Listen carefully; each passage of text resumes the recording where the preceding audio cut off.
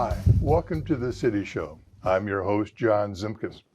Our first guests are no strangers to the City Show. They're Lebanon Fire Chief Ryan Dipinski and Lebanon Fire Inspector Dennis Wobelig. Welcome. Thank you. Now, Chief, we're in the middle of, was it Fire Prevention Week? That is correct. Just started today. Oh, great, great. Now, what kind of things can we expect this week from the fire department as far as promoting this fire prevention? So this week we'll just be out talking, doing some little talks that we have, and then at the end of the week we have our big open house, which is kind of our wrap up to fire inspection or fire safety week, and then we offer our station 41, open to the community where they can come and get a bunch of great events and free snacks and just come and hang out with the firefighters. Now, how old is Station 41 now? We're running on just over 2 years old. Mm-hmm. Now, this will be the second fire prevention open house you've had at Station 41? This will be number 3. Number 3. Yep, okay. This will be number 3. Now, I've seen some photographs of one from last year. There's a lot of things that the kids might be interested in. That is correct. So we'll have, obviously, you can come see the station, get some tours, some personal tours. You can see all the fire trucks. We have an obstacle course for the kids. We will have at least 2 bouncy houses that they can play in. We'll have some snacks for children and adults. We will have fire hoses that they can operate and shoot some of the houses. And then Sparky will be in attendance, Sparky the fire safety dog. So great. And this is on Saturday the 14th? Saturday the 14th from 1 o'clock to 4. Fantastic, okay. Now, also while people are visiting, they can also get information about the upcoming fire levy. That is correct. We'll have some handouts, some flyers, and then they can ask any questions that they may have that they've missed in some of the informational meetings that we've had around the city over the past couple months.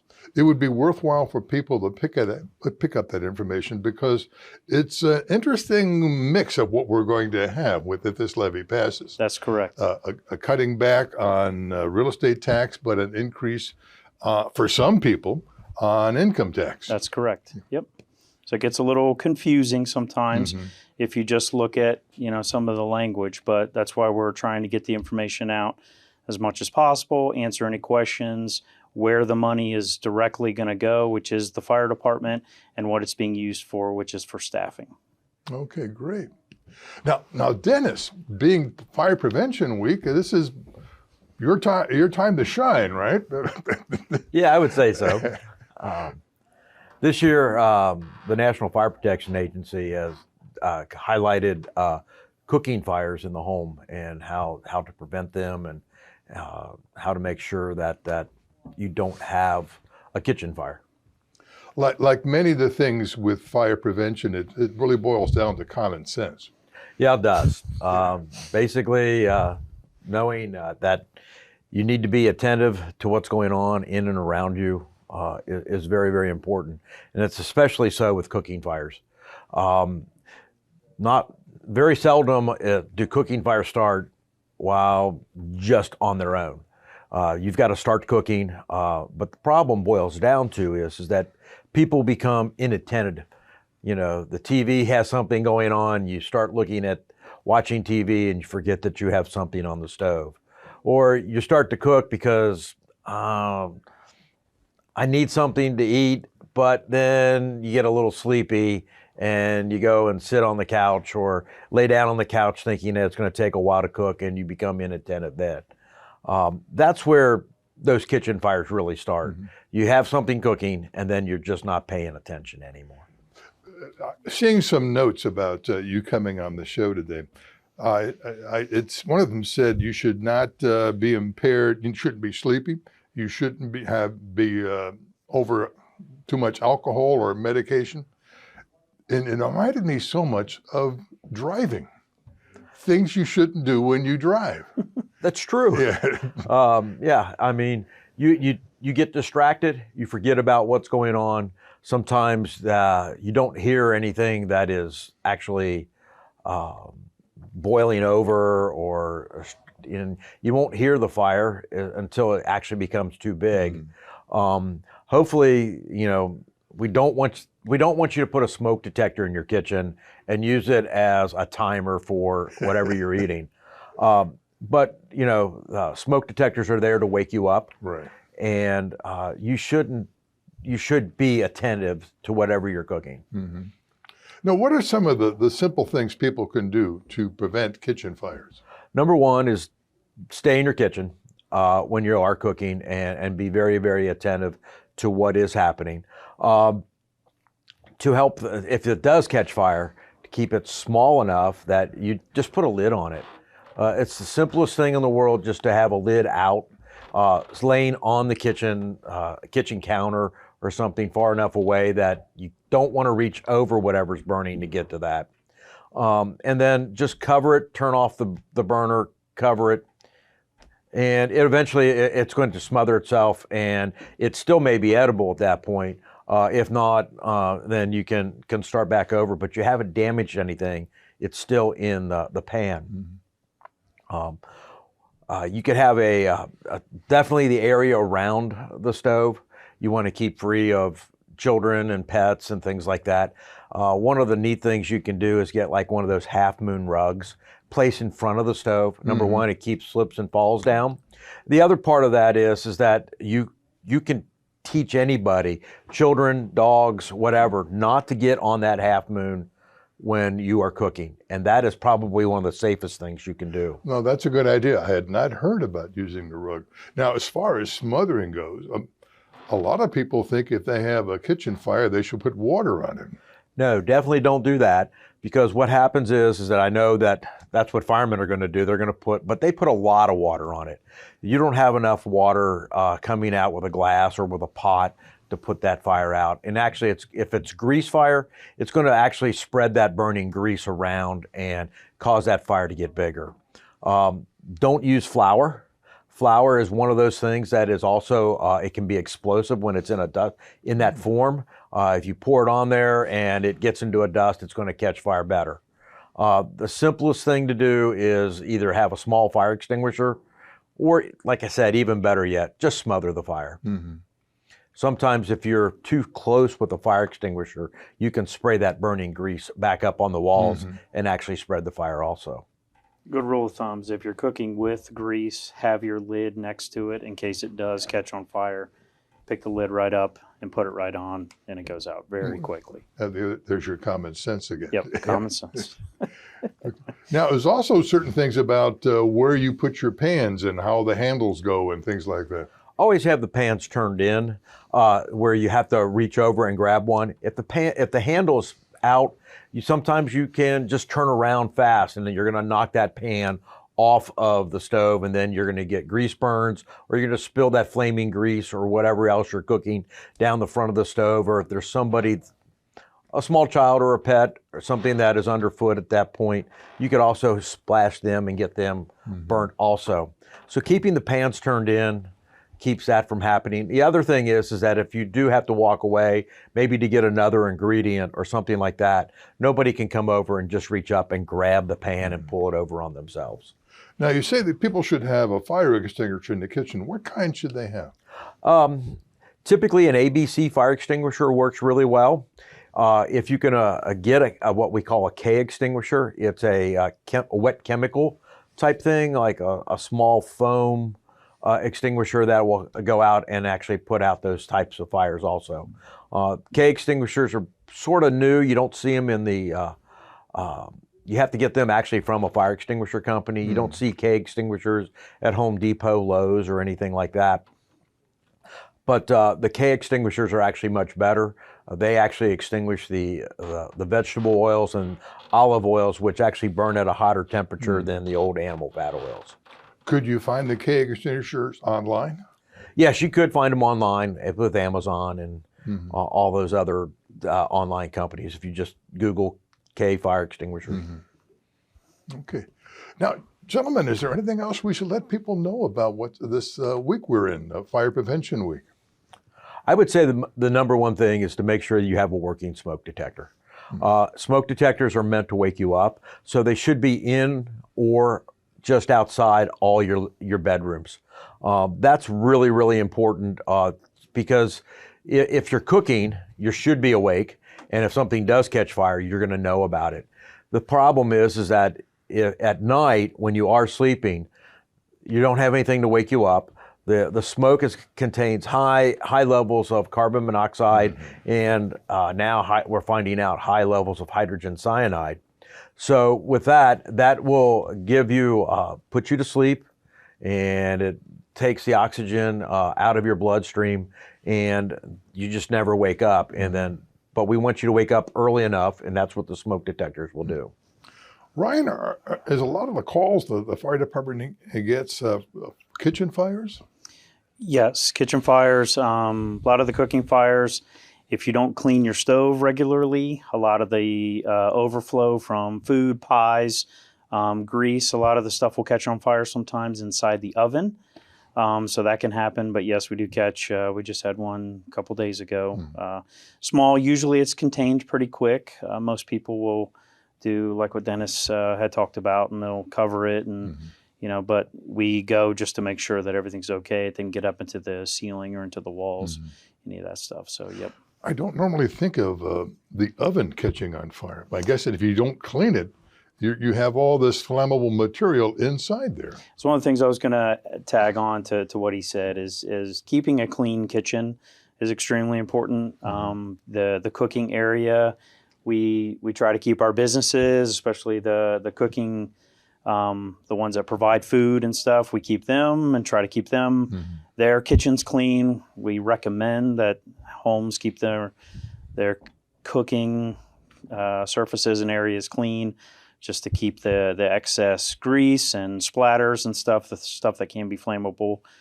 Just keep it clean and tidy. Yeah, in that line, you don't want curtains or paper towels or dish towels anywhere near the stove area. Yep, especially open flames if you're cooking with gas or propane, any of the stuff that can get close to an open flame, and then even on the flat tops or the range burners, absolutely, any of that stuff can burn, absolutely.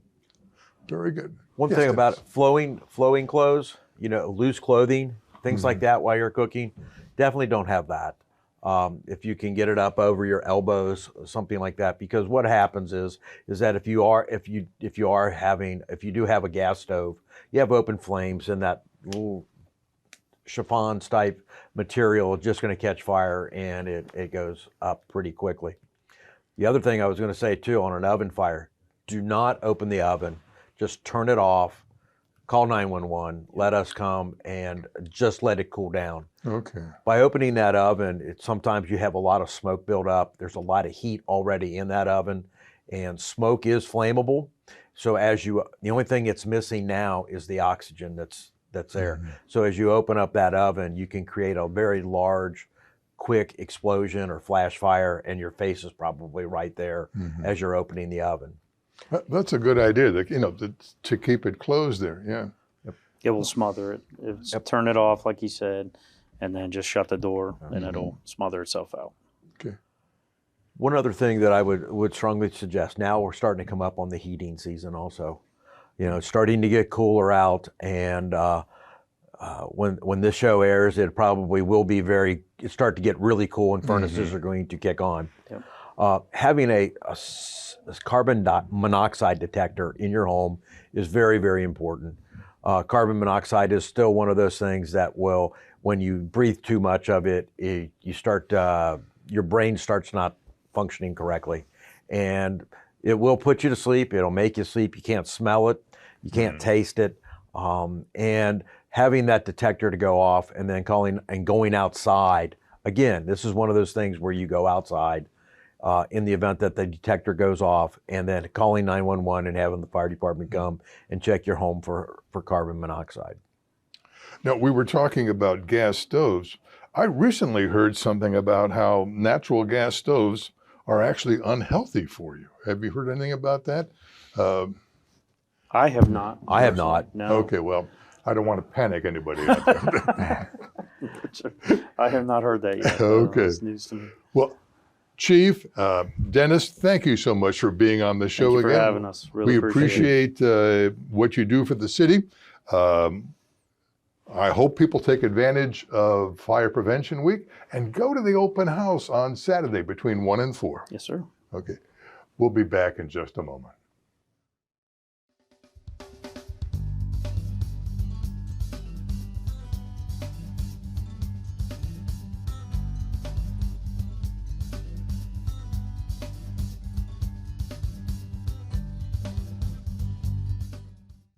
Hi, welcome back. Today we have Adam Jones and Jacob Smith. Adam is the Warren County Board of Developmental Disabilities. You are the public relations coordinator. Yes, community relations coordinator. Okay, Yes, sir. very good, very good. What is the WCBDD? Oh gosh, the acronym, it just sounds so cool, doesn't it? So Warren County Board of Developmental Disabilities, we serve over 2,400 residents with disabilities in Warren County. And we basically provide services and supports for them from birth for life.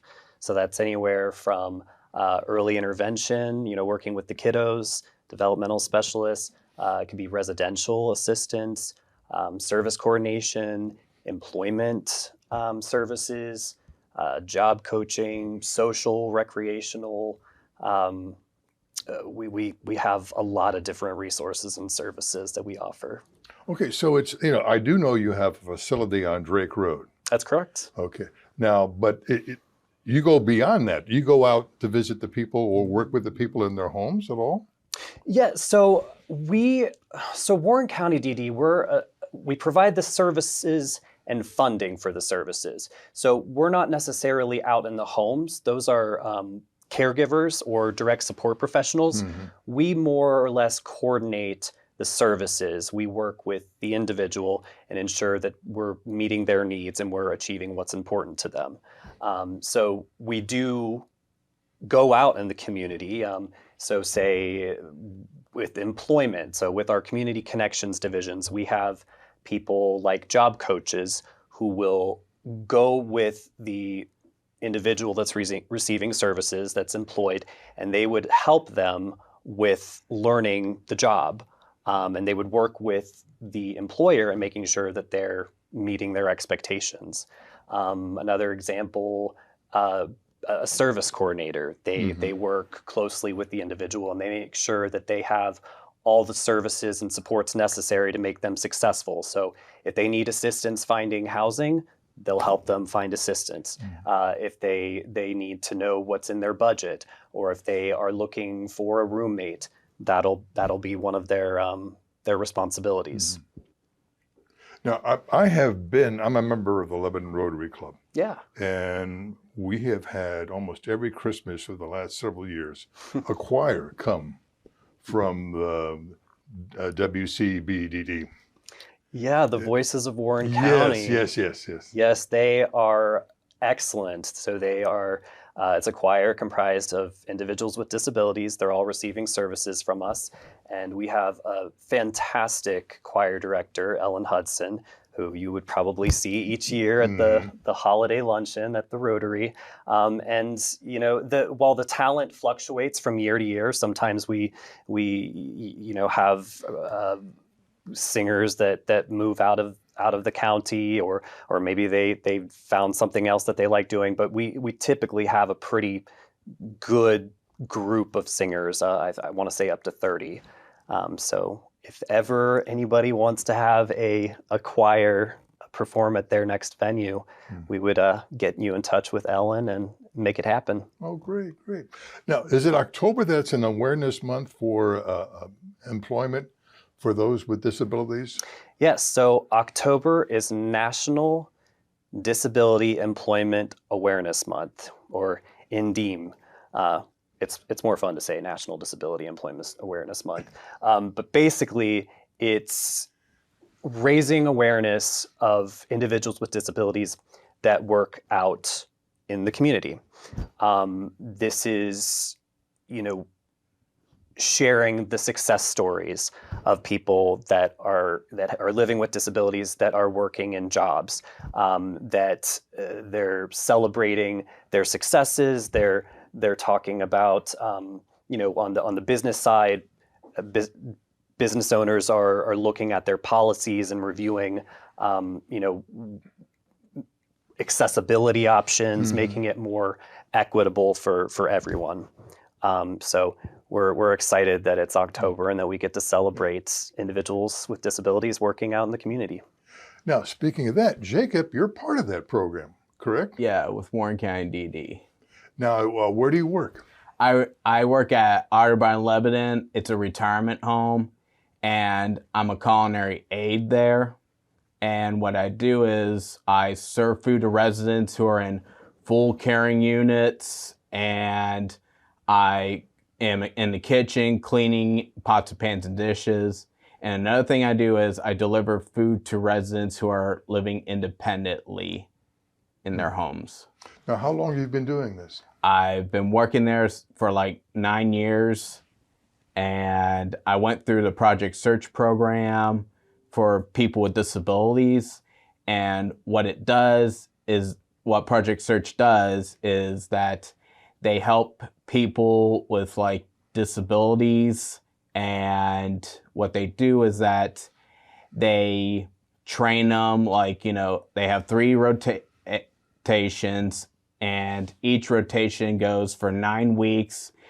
And what they do is that they would train them how to do jobs, their skills and their work on how they can do it. My first job rotation, is office. Then my second was culinary. And what I did is that I was in culinary and I was doing such a good job, and my culinary director saw me do a really good job. And what they did is that he asked me hey, if I'm interested to work with Otterbein, and I said, sure. And I applied for a job, and that's how I got hired. Mm-hmm. I got hired in December of 2014. And what I did is that since I graduated from Project Search, before I graduated, I was still a part of the Project Search program. And they let me continue with the program and help me work around my schedule. Mm-hmm. Now, did the WCBDD help you get a driver's license? Yes, they did. Go ahead. And I went through what's known as capabilities, and what they do is they help people with disabilities that learn with skills, what they're capable, what they're confident in.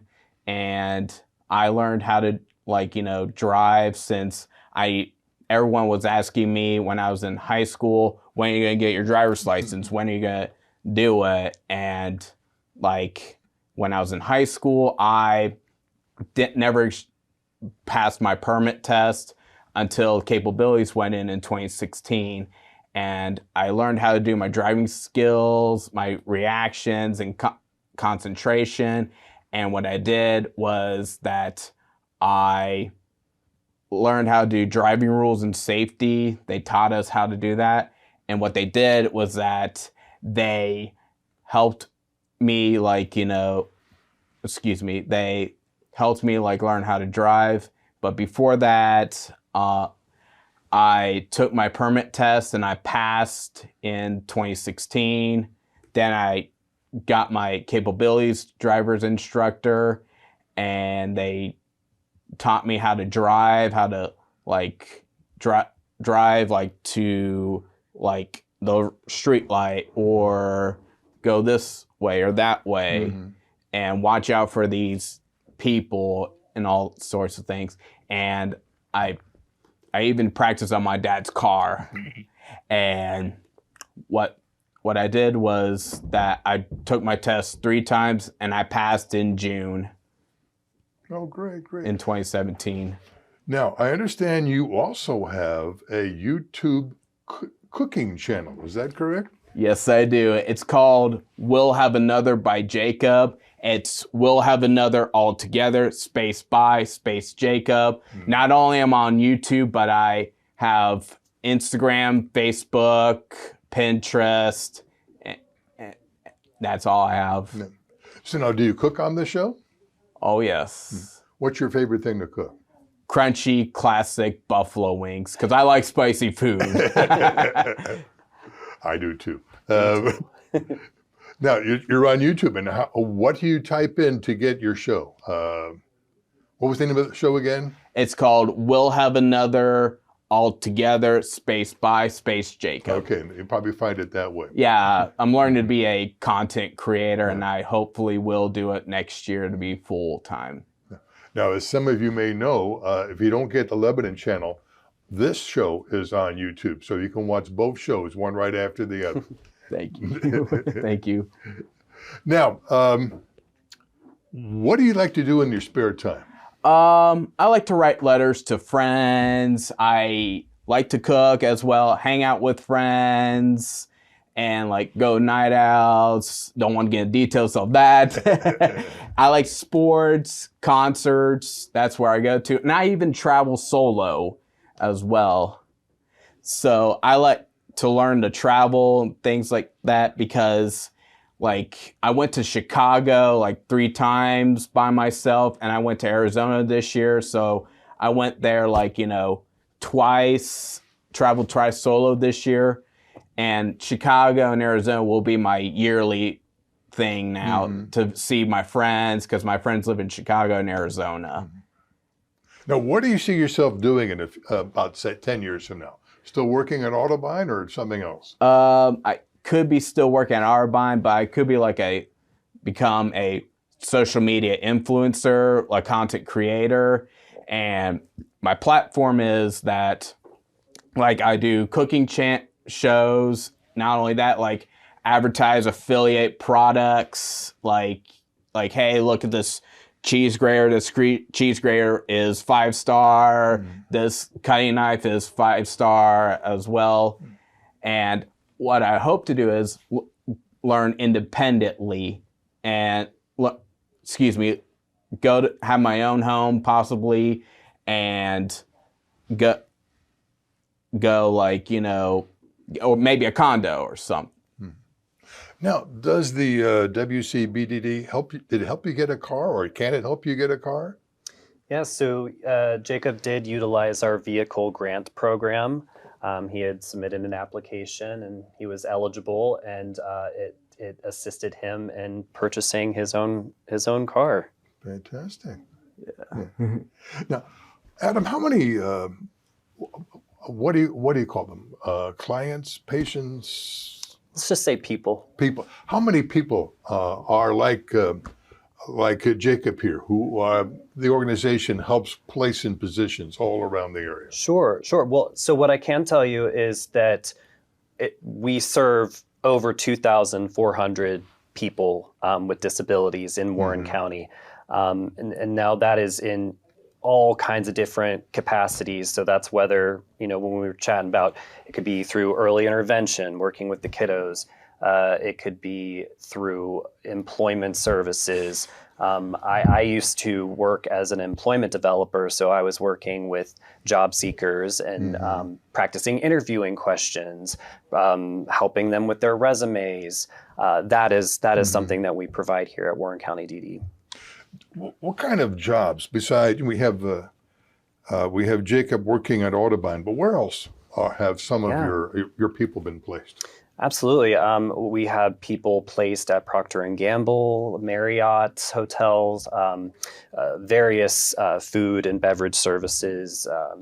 We have had one gentleman works in IT. It depends on the employment goal of the job seeker. But whatever the goal, we will work with them to find the best fit.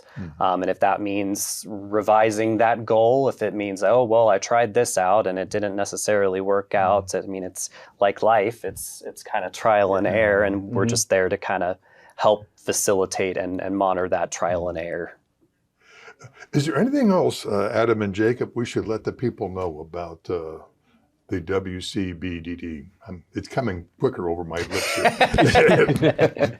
Well, if you have any, if you're a family and you are wondering if there is a person in your family that might have a disability and you just don't know where to go, I would say check with Warren County Board of DD. You can visit us at our website, www.warrencountydd.org. We also have a Facebook page. You can just look us up, and it has all kinds of information, whether that be intake and eligibility to specific services that you're looking for. And then I think that Jacob, what do you think other employers should know about hiring people with disabilities? I feel Why that should they do it? Well, I feel like, they should hire people with disabilities because like that way people get used to what their capabilities are, what their skills are, which is very important. It's not just focused on their disability, it's their actions and their communications and everything. And to be more comfortable with people, around typical people in communities and society, and like as well, too. Yeah. Well, Adam, Jacob, thank you so much for being with us on the City Show. Don't forget to check Jacob's YouTube channel, and we'll be seeing you again in just a little bit.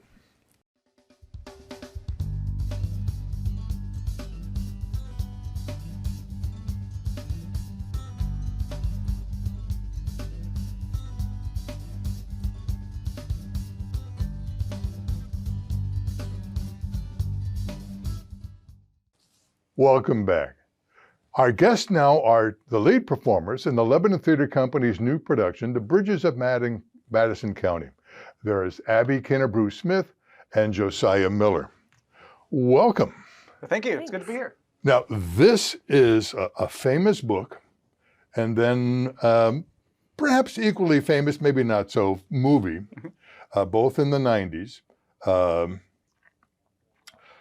You play, is it Francesca? Mm-hmm. Okay, and you are? Robert. Yes. Robert. And you're a photographer, correct? That's right. Okay, now give us give us a little plot, a little synopsis. So Francesca is a housewife in Iowa, rural Iowa, and she's left alone for about 4 days when her family goes off to the fair to compete in a competition there. And this is something they did regularly. And the one thing that was different this time is that Robert shows up and asks for directions, and then they end up falling in love over those 4 days, and that was their only 4 days. Mm-hmm. He leaves and they don't see each other ever again. Yeah. Now, I saw the movie. I must say I didn't read the book, but I did buy it for my wife. But now this is different. This is a musical. That's right. Okay.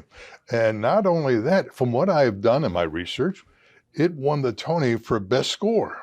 It is a beautiful score. It's by Jason Robert Brown. He's done other shows like The Last 5 Years and Parade. And yes, the score is stunning by far. It's the standout of the production. Okay. Now, remembering the movie, it's probably just you two almost the entire time. Mm-hmm. Looking at the cast, there's about half a dozen other people who show up in it, but it's probably at the beginning and at the end, and in the middle of it is basically just you two, right? The musical does a really good job kind of rounding out the story. It will cut over to the family over at the fair. Yeah. Oh, okay. On occasion, and she'll be on the phone with him, and then it'll cut to a little bit of what's going on with the family, and then it cuts back to, which you're right, it is predominantly the story of the two. There's the neighbors that add the comedy relief, and so there's lots of other characters. Okay, that's interesting. Mm-hmm.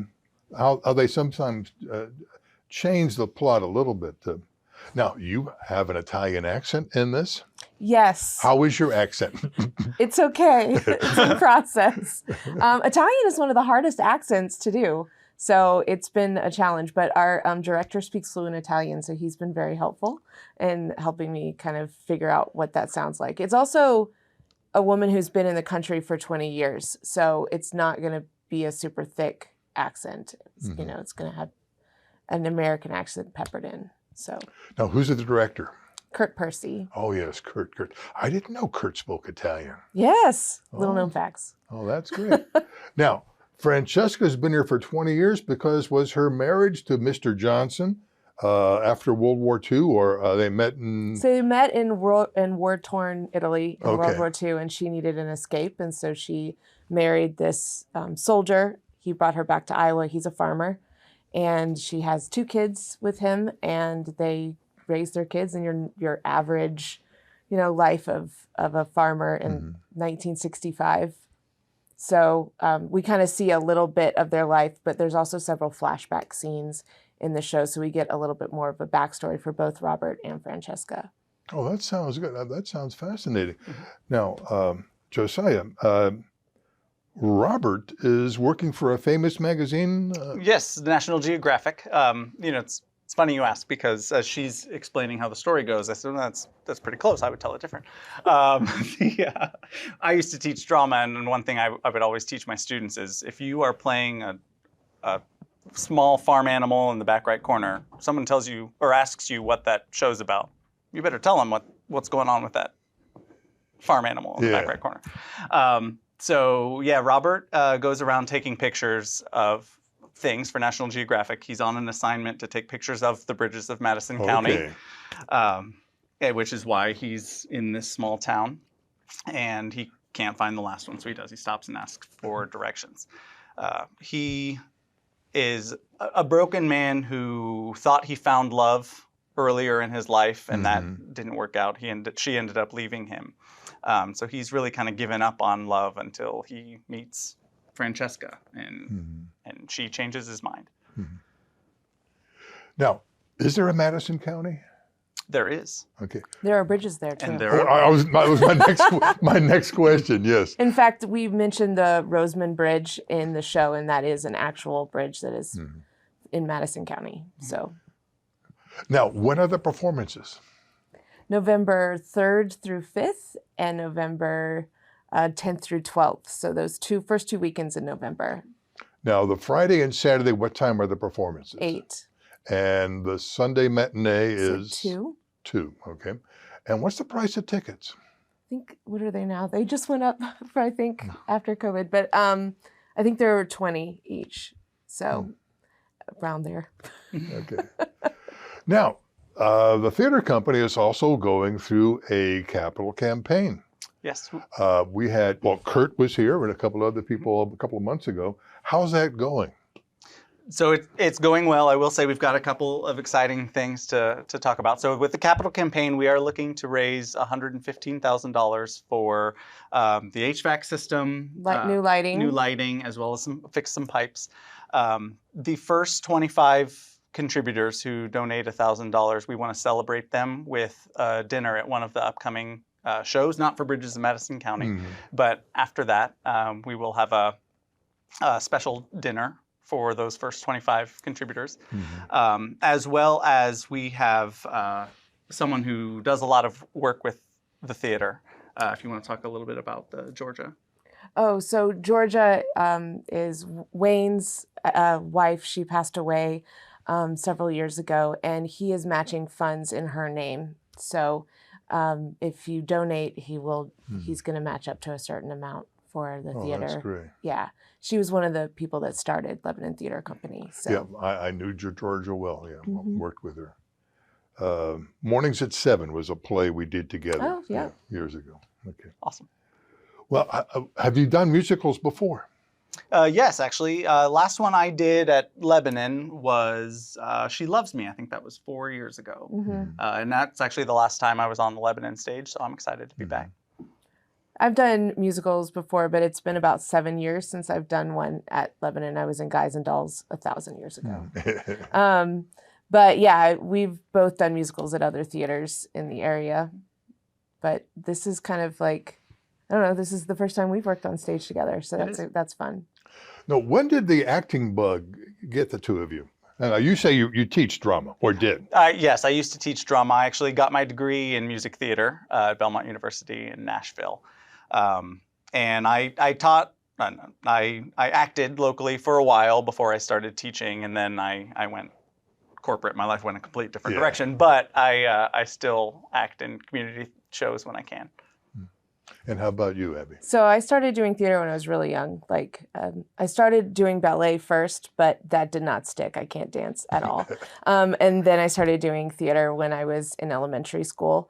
And I also went to theater school, but my degree is in stage management. And then I taught theater for a while as well after working Okay. professionally. But yeah, and then I just I enjoy acting kind of on the side, which is becoming less on the side at this point. But Lebanon has given me a great opportunity to get to stretch those wings, and I'm really happy to be here. So. Oh, great. Now, is there anything else we should tell the folks about the upcoming show, or perhaps the Capital campaign, or the theater company in general? So this is the last show of the season. So at this show, we are actually going to announce next season. So if you're looking forward to what next season might be, that'll be announced Yeah, at Bridges definitely of come Madison see County. it. Yeah. Well, I will predict then that sometime in early December, I'm going to have other people from the theater company talking about the next season. Probably. I hope so. It's a fun No. season coming up. So Abby, did you want to add something? I just think if you want to come listen to some beautiful music, and the storyline is really interesting, and it's despite the fact that it feels like it could be a little rough, it's a great storyline and very heartfelt. But as Josiah said before, the music really carries it, and it's gorgeous. So come and listen to the music, if anything. Well, fantastic. Thank you both for being here. We appreciate that. So if you want to see a great musical with an award-winning score and a little tweaking of the story, so there's flashbacks and a lot of other things going on, check out the Bridges of Madison County this November. Well, thanks for watching the City Show, and I will see you around town.